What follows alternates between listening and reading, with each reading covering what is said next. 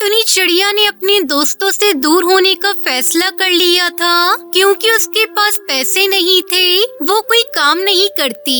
ये कहकर उसके दोस्तों ने उसका अपमान किया था, इसलिए टुनटुनी चिड़िया ने रोते हुए अपने मन ही मन कहा, मैं अकेली हूँ, मेरे माता पिता भी साथ नहीं। मैंने कभी किसी के साथ गलत नहीं किया, पर सभी ने मेरे साथ हमेशा गलत किया है। मैंने तो सबको अपना माना, पर मेरा कोई दोस्त नहीं है।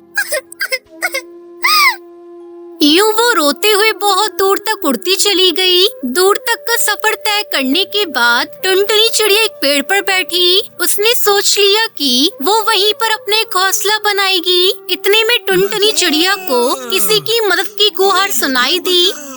दोस्तों, कल की वीडियो में आपने इतने कम लाइक क्यों किए? मुझे बहुत बुरा लगता है। दोस्तों, जब मैं आपके कहने पर कहानी बनाती हूँ और आप बहुत कम लाइक करते हो, और जब आप कम लाइक करते हो तो मुझे वीडियो बनाने का बिल्कुल भी मन नहीं करता है। तो प्लीज दोस्तों, अब इस वीडियो पर जाकर लाइक कर दो। बचाओ, कोई मुझे बचाओ, मेरी सहायता करो, कोई मेरी मदद कर दो। टुनटुनी चिड़िया ने चारों ओर देखा तो उसे घायल चील दिखाई दिया। टुनटुनी चिड़िया तुरंत उसकी मदद करने के लिए उसके पास पहुंची। अरे, आपको ये घाव कैसे लगे और मैं आपकी कैसी सहायता कर सकती हूँ? यूं हैरान होकर टुनटुनी चिड़िया ने चील से पूछा। वो वहाँ मेरा घर है, मुझे वहाँ तक ले चलो।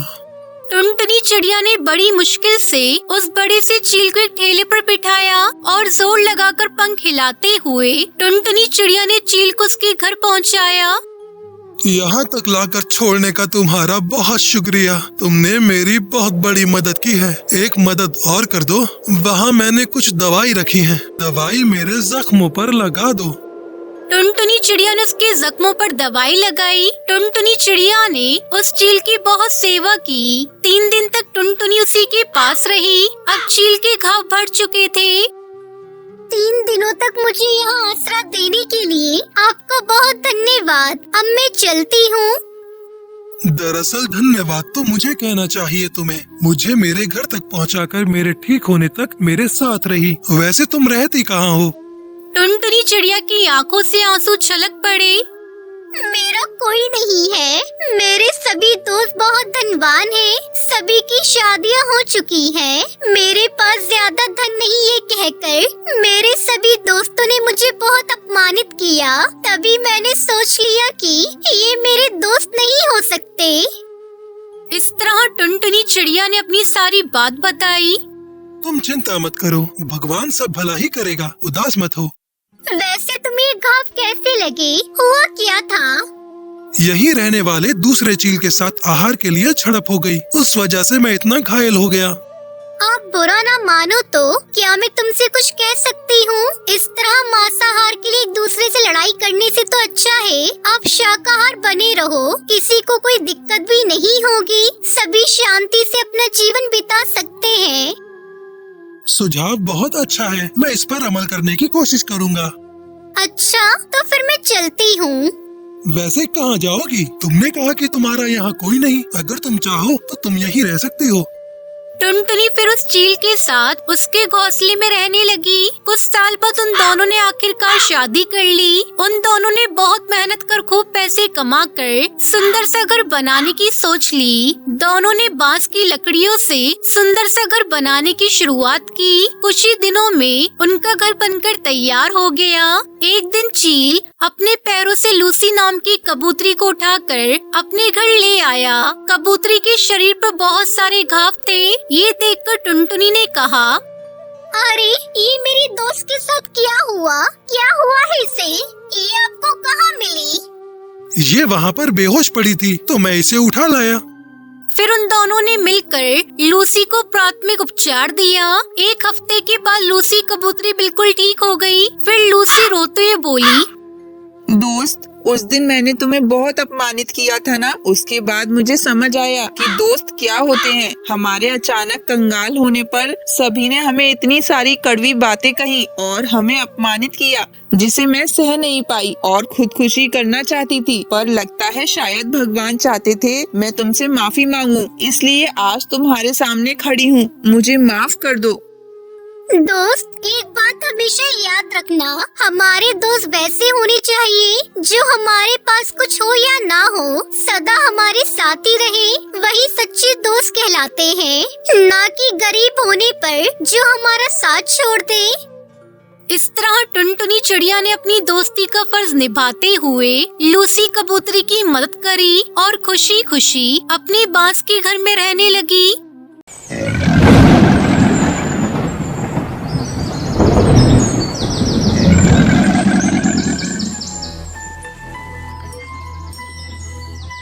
किसी जंगल में बंटी कबूतर अपनी पत्नी टूनी चिड़िया के साथ रहता था। उसकी 2 बेटियां थी। बड़ी बेटी का नाम टुनटुनी था और छोटी बेटी का नाम सुनहरी था। बंटी कबूतर उसकी पत्नी बांस की टोकरी बनाकर जंगल के बाजार में बेचा करते थे।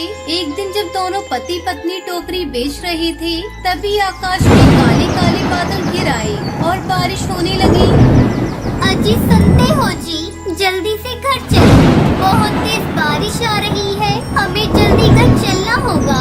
घर में बेटियां अकेली है, तुम्हें तो पता है ना, बादल की गड़गड़ाहट से दोनों कितना डरती है। दोनों पति पत्नी जल्दी जल्दी सारी बची हुई टोकरियों को समेटकर घर जाने लगते हैं। अचानक तेज आवाज के साथ उन दोनों पर बिजली गिर जाती है। दोनों पति पत्नी की वहीं मौत हो जाती है। इधर दोनों बच्चियां घर के अंदर डरी सहमी बैठी अपने माता पिता का इंतजार कर रही थी। तब तक आप लोग कमेंट में बताएं 78 + 90 + 56 कितने होते हैं। दीदी, पहले जब भी बारिश होती थी माँ पिताजी जल्दी घर आ जाते थे, लेकिन आज कितनी देर हो गई, वो दोनों अभी तक घर नहीं आए। बाहर कितनी तेज बारिश हो रही है, दीदी मुझे बहुत डर लग रहा है। तभी सुंदरी कौवी उनके घर का दरवाजा खटखटाती है। अरे ओ टुनटुनी, बहुत बुरा हुआ तुम दोनों के साथ। तुम्हारे माता पिता पर बिजली गिर गई और वो वहीं मर गए। किसी तरह मैं भी बचते बचाते घर आई हूँ। मेरी आंखों के सामने ही टूनी और बंटी तड़प तड़प कर मर गए, पर मैं कुछ न कर सकी। काकी कह तो ये झूठ है, ये झूठ है काकी। हमारे मम्मी पापा हमें इस तरह बेसहारा छोड़कर नहीं जा सकते। दीदी चलो ना, चलते ही मम्मी पापा को ढूंढने। सुनहरी, इतनी तेज बारिश में हम कहीं नहीं जा सकते। सुंदरी आंटी ने सच ही कहा होगा, क्योंकि वो कभी झूठ नहीं बोलती। दोनों बहनें रात में रोती रहती है। अगली सुबह लाला तोता राम उनके घर पहुंच जाता है। अरे ओ बंटी के बच्चे, जल्दी से मेरा किराया दे, वरना अभी के अभी घर खाली कर दे। हाँ। हमारे मम्मी पापा मर गए, कल रात उन पर बिजली गिर गई काका। ये सब किराया ना देने के बहाने हैं, कहीं छिप गया होगा मेरे डर से और मरने की झूठी खबर फैला दी होगी। अब मैं तुम लोगों को और अपने घर में नहीं रख सकता, चल निकल मेरे घर से। लेकिन तोताराम नहीं मानता और उन दोनों मासूम बहनों को घर से निकाल देता है। दीदी, हम कहाँ जाएंगे दीदी?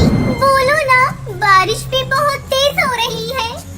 टुनटुनी अपनी छोटी बहन को लेकर बारिश में भीगती जंगल में भटकने लगती है। तभी उसे वहाँ बांस के बड़े बड़े पेड़ दिखाई देते हैं। सुनहरी, मेरी बहन तू यहीं बैठ, मैं बांस को इकट्ठा करती हूँ, फिर उससे अपना घर बनाएंगे। और देख, यहाँ कितने फलों के पेड़ भी हैं, यहाँ भोजन की कोई कमी नहीं है। टुनटुनी उस सुनहरी बांस से अपना घर बनाती है और पेड़ों से फलों को तोड़कर अपने घर में रखती है। बारिश कई हफ्तों तक होती रहती है। तभी अंधेरी रात को एक खतरनाक बाज उनके घर के पास आ जाता है। इस सुनसान जगह पर ये घोंसला किसने बनाया? चलो अच्छा है, आज नरम नरम गोश्त खाने को मिलेगा। दीदी, ये दुष्ट बाज तो हमें खा जाएगा, कुछ करो। बहन, हमें बस ऊपर वाला ही बचा सकता है, तू बस दुआ कर। बाज लाख कोशिश करता है उस बांस से बने घोंसले को तोड़ने की, लेकिन वो तोड़ नहीं पाता। कुछ देर थक हार कर वो वहाँ से चला जाता है। दोनों बहनें ऊपर वाले का शुक्र अदा करती हैं और उस बांस से बने घर में खुशी खुशी रहने लगती हैं।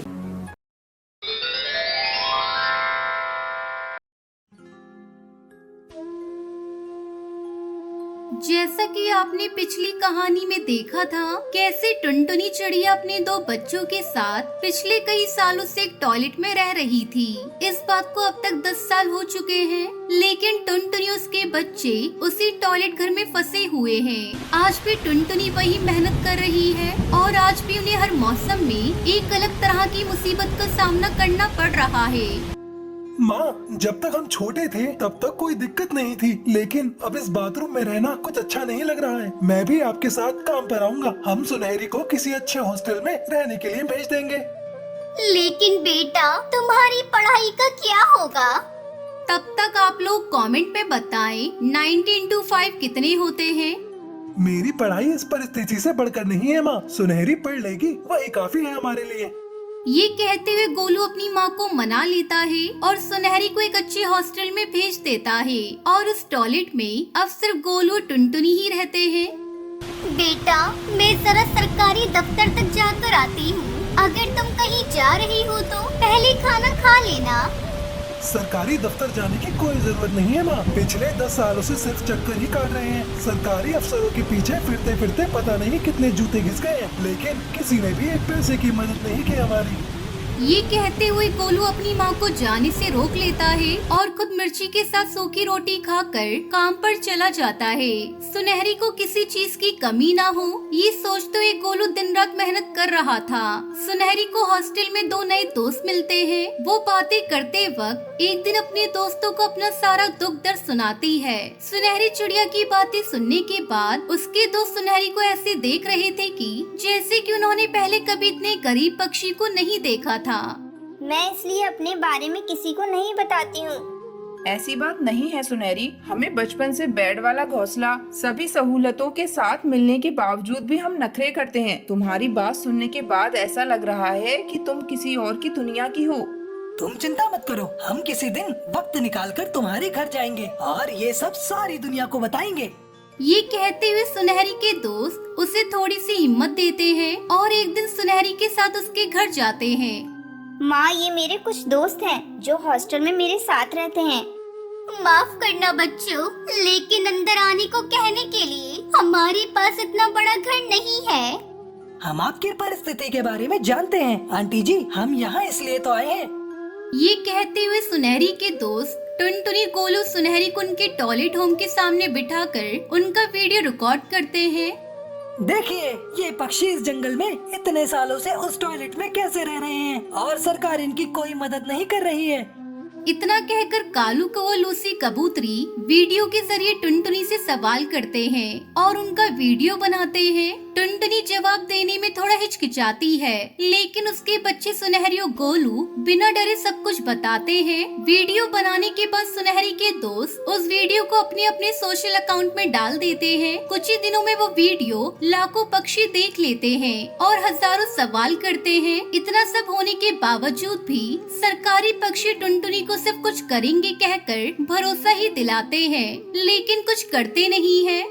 हमें लगता था कि ये लोग इलेक्शन में इतना जोर लगाकर इसलिए लड़ते हैं कि इन्हें सच में हम जैसों की फिक्र है। सच तो अब पता चला है, ये तो बस अपनी जेब भरने और हुकूमत करने के लिए लड़ते हैं।